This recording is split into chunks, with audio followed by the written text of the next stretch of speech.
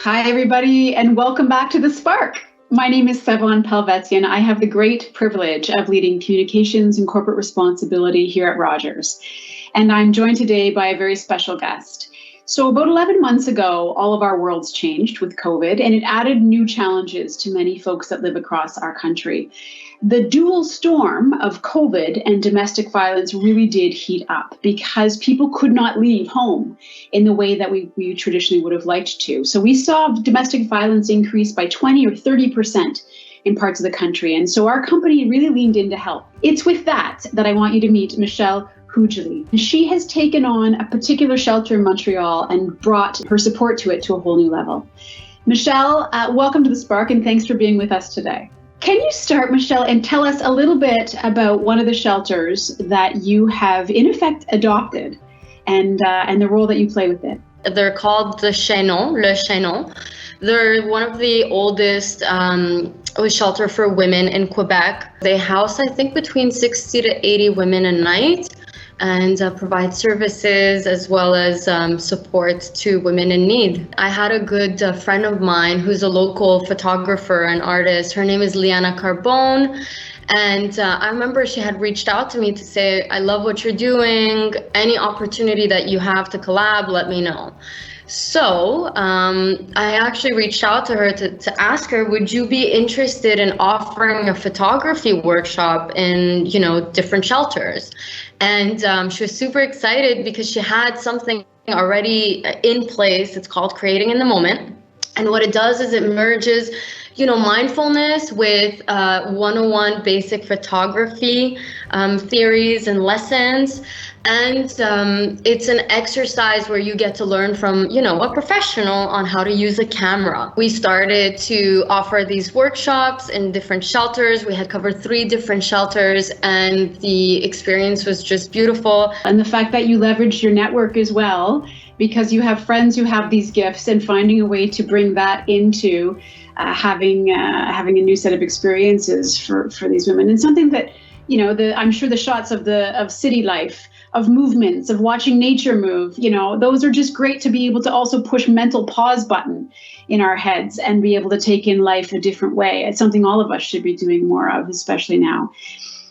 You have a personal connection to this space. You have a personal connection to this world. Do you want to talk a little bit, Michelle, about that and how that has made your community efforts be as strong as they are? My biggest aha moment was, wow, that felt like I was talking to a sister, a friend, a mother. I felt like someone like me, not someone that I would label as homeless or without a home. And so if she's in a place where she's open to receiving and to learning and to growing, then, I think that is more than a reason to give back. Well said, Michelle. And I'll tell you, through this series, The Spark, and the 60,000 hours challenge, where we said to our people, right, can you and your families collectively volunteer 60,000 hours in a year? And we are going gangbusters on that number. And it's exactly because of what you just said. Finding something in your community that speaks to you, that somehow pulls your fingerprints and your heartstrings in a way that brings them together, and just do it. Just do it. Right. And so your story is powerful, and bringing it back to why this is a personal topic for you as well, Michelle, I think is so powerful. But can I just say what an inspiration you are? We are really blessed that Rogers has you in our team, and our Montreal team in particular. And I just want to recognize the leadership that you've played as a community leader and stepping up. And I hope that anyone listening to this finds their own way to find some footprints into a similar lane of action. We have a little treat. Little surprise, because we know that some of what you've been able to do are some digital ways of showing this art, right?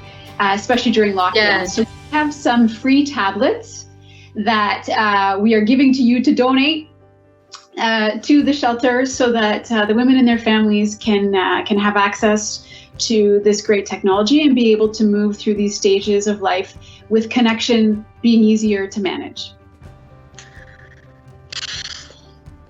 I'm sorry, I need a moment. Oh, that's amazing. Sorry. Oh, now you're going to get me going. Sorry. Well, it's a little way to help, Michelle, and I know certainly our whole team is inspired by how you've leaned in, and so our collective thanks for making that possible. So I just wanted to say thank you so much. I know these women will be so happy to receive these tablets. So the fact that we're going to be able to provide them with technology to connect with their community and to connect with, what's available virtually to stimulate the brain, the heart, and the soul, I think that is just so awesome, and I cannot wait to share this out loud. Like, I really cannot wait to share. Thank you. That's amazing, Michelle. Thank you.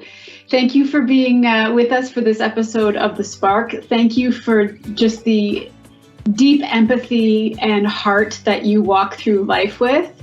And thank you for helping to bring our company's purpose to life. It is about making connections, and there's many layers behind those connections, and thank you for animating every single one. I'm going to look forward to the next episode of The Spark, but in the meantime, stay safe, and thanks for being part of it.